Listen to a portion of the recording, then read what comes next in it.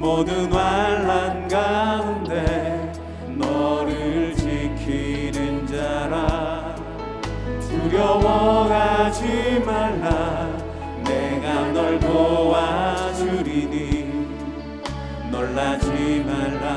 내 손 잡아주리라. 나의 안에 거하라. 나의 안에 거하라. 나는 내 하나님이니 모든 환난 가운데 너를 지키는 자라.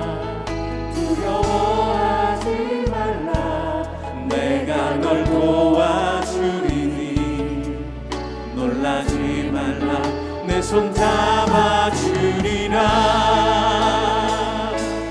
내가 너를 지명하여 불렀나니 너는 내 것이라. 내 것이라. 너의 하나님이라. 내가 너를 보배 얻고 존귀하게 여기노라. 너를 사랑하는 내 여호와라.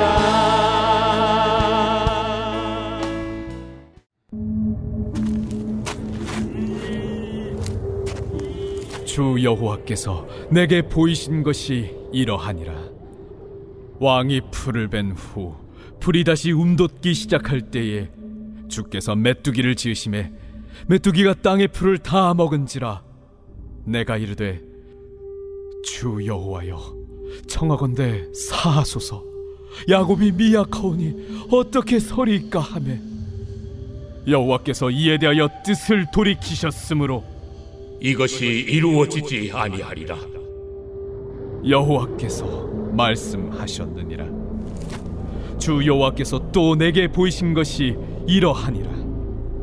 주 여호와께서 명령하여 불로 징벌하게 하시니 불이 큰 바다를 삼키고 육지까지 먹으려 하는지라. 이에 내가 이르되 주 여호와여 청하건대 그치소서. 야곱이 미약하오니 어떻게 서리이까 하매 주 여호와께서 이에 대하여 뜻을 돌이켜 주 여호와께서 이르시되 이것도 이루지 아니하리라. 또 내게 보이신 것이 이러하니라. 다림줄을 가지고 쌓은 담 곁에 주께서 손에 다림줄을 잡고 서셨더니 여호와께서 내게 이르시되 아모스야, 네가 무엇을 보느냐? 다림줄이니이다.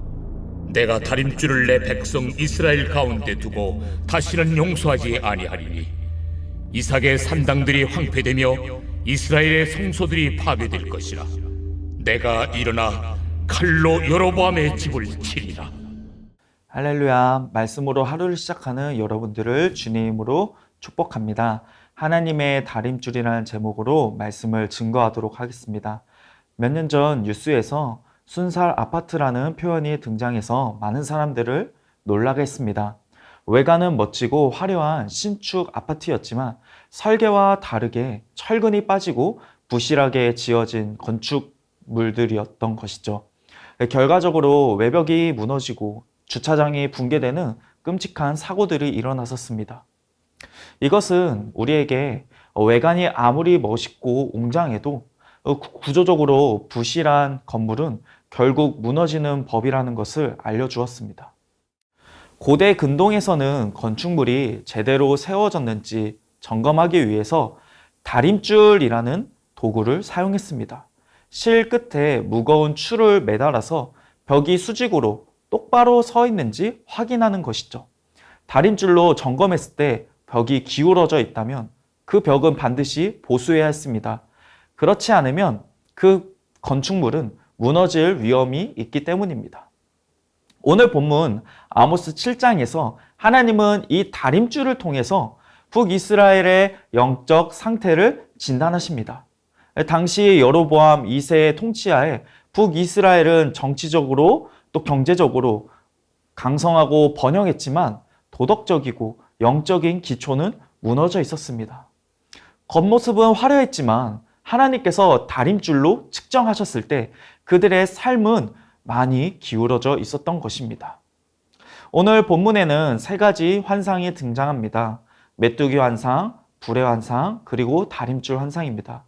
이 세 가지 환상은 북이스라엘에 대한 하나님의 경고이자 오늘 우리에게 주시는 메시지입니다. 우리가 오늘 이 말씀을 통해서 하나님의 기준, 하나님의 다림줄로 우리의 삶을 점검하고 바른 신앙으로 나아가는 시간이 되기를 소망합니다. 먼저 첫 번째 환상을 보도록 하겠습니다. 메뚜기 환상입니다. 1절입니다. 주 여호와께서 내게 보이신 것이 이러하니라. 왕이 풀을 벤 후에 풀이 다시 움돋기 시작할 때 주께서 메뚜기를 지으심에 메뚜기가 땅의 풀을 다 먹은지라. 첫 번째 환상에서 하나님은 아모스에게 메뚜기 떼를 보여주십니다. 이 메뚜기 떼는 이스라엘 모든 곡식을 먹어치울 준비를 하고 있었던 것이죠. 주목할 점은 메뚜기가 풀을 먹기 시작하는 시점입니다. 왕이 풀을 벤 후 풀이 다시 움돋기 시작할 때라는 표현은 첫 번째 수확은 왕의 세금으로 바쳐지고 두 번째 수확은 백성들이 사용할 곡식이란 뜻입니다. 이 이스라엘 백성들은 이모작을 했는데요. 이 두 번째 수확을 해야 먹을 수 있는 거죠. 즉 지금 백성들의 생계를 유지하는 그 중요한 자원이 파괴될 위기에 처한 것입니다. 이 환상은 단순히 어떤 경제적 재난을 경고하는 것이 아닙니다. 당시 북이스라엘은 경제적으로 많은 번영을 누리고 있었습니다. 그러나 그들의 물질적 번영이 얼마나 험한 것인지 경고하는 것이죠. 그들이 의지하던 부와 풍요는 결국 사라질 것이며 오직 하나님만이 참된 의지처임을 보여줄 것입니다. 우리도 마찬가지입니다. 우리는 때로 통장 잔고나 투자 수익이나 재산 등을 의지하며 안정감을 느낍니다. 그것들을 바라보며 하나님의 말씀보다 내가 어떻게 더 쌓을 수 있을까 그것을 고민하며 말씀을 벗어날 때도 있는 것이죠. 그러나 하나님 없이 쌓아 올릴 물질적 풍요는 결국 무너질 수밖에 없습니다. 시편 기자는 이렇게 고백을 합니다. 시편 127편 1절 말씀입니다. 여호와께서 집을 세우지 아니하시면 세우는 자의 수고가 헛되며. 사랑하는 여러분, 여러분은 무엇을 의지하며 살아가고 있습니까? 물질적 풍요에만 의지하다가 하나님을 잊고 살아가고 있지는 않습니까? 메뚜기 환상을 통해 물질적 의존에서 벗어나 하나님을 의지하는 그 믿음을 회복하기를 축복합니다. 두 번째는 불의 환상입니다. 4절입니다. 주 여호와께서 또 내게 보이신 것이 이러하니라. 주 여호와께서 명령하여 불로 증발하게 하시니 불이 큰 바다를 삼키고 육지까지 먹으니라. 두 번째 환상은 불입니다. 이 불은 단순히 뜨거운 열기가 아니라 땅과 물까지 삼켜버리는 강력한 심판을 상징합니다. 물은 생명의 근원입니다. 또한 땅은 농작물을 키우는 기반이 되죠. 그러나 하나님의 심판은 이러한 모든 기반을 철저히 파괴할 수 있음을 보여줍니다. 이 하나님의 심판이 얼마나 철저한지 인간이 의지하던 모든 것이 무너질 수 있음을 경고하고 있습니다. 메뚜기 환상이 물질적 번영의 허무함을 지적했다면 불의 환상은 하나님 없이 세운 모든 것이 결국 심판의 대상이 될 수밖에 없음을 보여줍니다. 우리는 때로 안정된 삶이나 번영이 하나님 없이도 가능하다고 착각합니다. 그래서 하나님 없이 살 때도 있지요. 그러나 이 불의 환상은 그러한 생각이 얼마나 교만하고 어리석은 것인지 깨닫게 합니다. 우리의 삶이 물질적 안정이나 인간적인 성취 위에 세워져 있다면, 그것이 우상으로 되어 있다면 결코 안전하지 않다는 것입니다. 사랑하는 여러분, 여러분의 삶의 기초는 무엇입니까? 하나님 없이 세운 모든 것은 결국 심판의 대상이 될 것입니다. 삶의 기초를 하나님 안에서 다시 세우는 결단을 내리는 여러분 되기를 축복합니다. 세 번째 환상은 다림줄 환상입니다. 7절입니다. 또 내게 보이신 것이 이러하니라. 주께서 다림줄을 가지고 쌓은 담 곁에 서서 다림줄로 담을 측량하셨더니. 세 번째 환상에서 하나님은 손에 다림줄을 들고 계십니다. 다림줄은 건축에서 벽이 똑바로 세워졌는지 측정하는 도구입니다. 하나님의 공의로운 기준을 상징하지요. 하나님은 다림줄로 이스라엘을 측정하시고 그들이 하나님의 기준에서 벗어났음을 선언합니다. 7장 8절에서 하나님이 이렇게 말씀하시는 거죠. 내가 다시는 용서하지 아니하리니. 그들의 죄악이 누적되었고 더 이상 변명의 여지가 없음을 나타냅니다. 그들의 삶이 너무나 무너져 내렸다는 것입니다. 그들의 외적인 번영은 기울어진 벽과 같았습니다. 결국 하나님의 심판을 피할 수 없다는 것입니다. 우리도 마찬가지입니다. 겉으로는 성공하고 안정적인 삶을 살고 있을지 모르지만 하나님의 기준으로 측정했을 때 우리는 어떤 평가를 받을까요? 사람들의 평가나 세상의 기준이 아니라 하나님의 다림줄 앞에서 우리의 삶을 돌아봐야 합니다. 사랑하는 여러분, 하나님의 다림줄로 여러분의 신앙과 삶을 점검해 보십시오. 하나님의 기준에 맞는 그런 정직하고 공의로운 삶, 하나님의 기뻐하는 삶을 분별하며 살아가는 여러분이 되기를 축복합니다.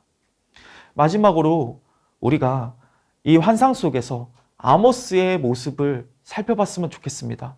아모스는 성도가 가져야 할 중보자로서 사명이 무엇인지 보여줍니다. 2절 말씀입니다.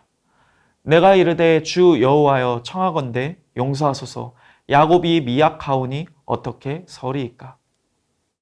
아모스는 심판의 환상을 보고 단순히 경고를 선포하는 데 그치지 않았습니다. 그는 하나님께 간구하며 백성을 위해 중보자로 나섰습니다. 우리는 이러한 모습을 성경 곳곳에서 볼 수가 있습니다. 모세도 이스라엘 백성들을 구원하기 위해서 차라리 자기의 생명을 취하여 달라고 하지 않았습니까? 생명책에서 지워달라고 했습니다. 예수님도 우리를 구원하시기 위해서 자신의 목숨을 바치셨습니다. 아모스의 간구는 하나님의 마음을 움직였고 하나님은 심판을 멈추셨습니다. 오늘날 우리도 아모스와 같은 중보자의 사명을 감당해야 됩니다. 예수님과 같은 그 길을 걷는 제자가 되어야 됩니다. 기도자가 되어야 합니다. 교회와 가정 그리고 이 땅을 위해서 기도하며 하나님의 궁유를 구하는 것이죠. 우리의 기도는 세상을 치유하고 세상을 변화시키고 하나님의 궁유를 흘러가게 하는 그런 통로가 될 줄 믿습니다. 사랑하는 여러분, 우리가 중보자로서의 그 사명을 감당합시다. 우리의 기도가 세상의 죄악을 변화시키고 하나님의 은혜가 흘러가는 통로가 될 줄 믿고 함께 기도했으면 좋겠습니다. 말씀을 마무리하도록 하겠습니다. 하나님께서는 하나님의 다림줄 앞에 우리의 삶을 세우라고 말씀하십니다. 그 다림줄로 우리의 신앙과 삶을 측정하시는 하나님을 바라봅시다. 메뚜기의 환상은 물질적 풍요의 허무함을 우리에게 보여줬습니다. 또한 불의 환상은 하나님 없이 세워진 모든 것이 심판을 피할 수 없음을 경고하였습니다. 마지막으로 다림줄 환상은 하나님의 기준 앞에서 우리의 모습을 돌아보고 바로 서야 할 것을 요청했습니다. 우리의 삶은 화려한 외형이나 세상의 기준이 아니라 하나님의 다림줄 앞에서 바르게 세워져야 합니다. 이제 우리의 의지하는 곳을 물질이나 인간적인 성취에서 하나님께 옮기고 정직과 공의의 삶을 살아갔으면 좋겠습니다. 또한 중보자로서 이 땅을 위해 기도하며 하나님의 긍휼과 사랑을 전하는 그 사명을 감당합시다. 그런 주님의 축복의 통로가 되는 여러분 되기를 축복합니다. 우리 말씀을 기억하며 함께 기도하도록 하겠습니다. 하나님의 다림줄 앞에서 내 삶이 바르게 세워지게 하시고 세상의 것이 아닌 하나님만 온전히 의지하게 하소서. 아멘. 교회와 이 땅을 위해 중보하며 하나님의 긍휼이 흘러가게 하소서. 우리의 기도가 세상을 변화시키는 통로가 되게 하옵소서. 아멘. 이번 주 금요 비전 기도회에서 말씀을 전하시는 이경호 목사님에게 성령의 충만함을 주시고 우리 교회에 꼭 필요한 말씀을 선포하게 하소서. 온 교회가 말씀을 통해 은혜 받고 부르짖어 기도함으로 하나님의 풍성한 은혜를 경험하게 하소서. 아멘.